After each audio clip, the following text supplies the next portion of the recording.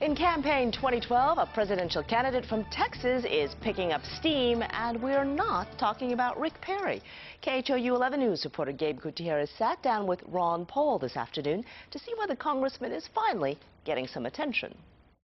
Congressman Ron Paul is no stranger to presidential campaigns. The driving force has always been personal liberty. But his signature is all over this one. These views are now becoming mainstream. The grandfather from Lake Jackson is running for president for the third time. But Paul surprised many when he finished a close second in the Republican Iowa straw poll earlier this month. A recent Gallup poll puts him just 2 percentage points behind President Obama. And he raised almost $2 million this past weekend on his 76th birthday.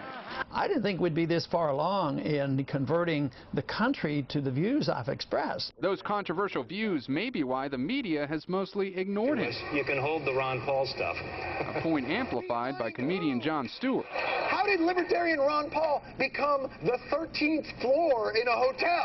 After all, Paul does not fit the Republican mold. He wants to pull American troops out of all military conflicts.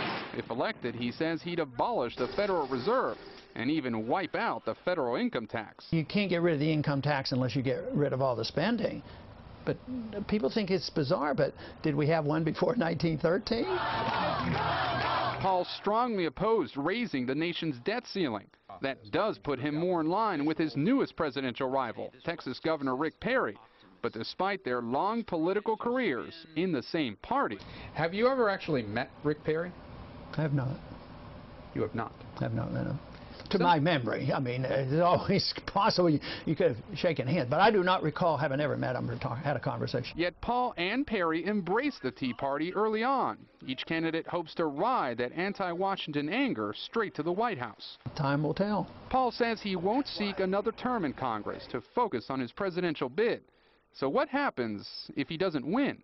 I used to run a lot of track, and the one thing I didn't think about is the end of the race and whether I come in first, second, or third, and where do I go or what I do. I run real hard to win, and sometimes I win, sometimes I don't, but at the end of the race I'll make a decision.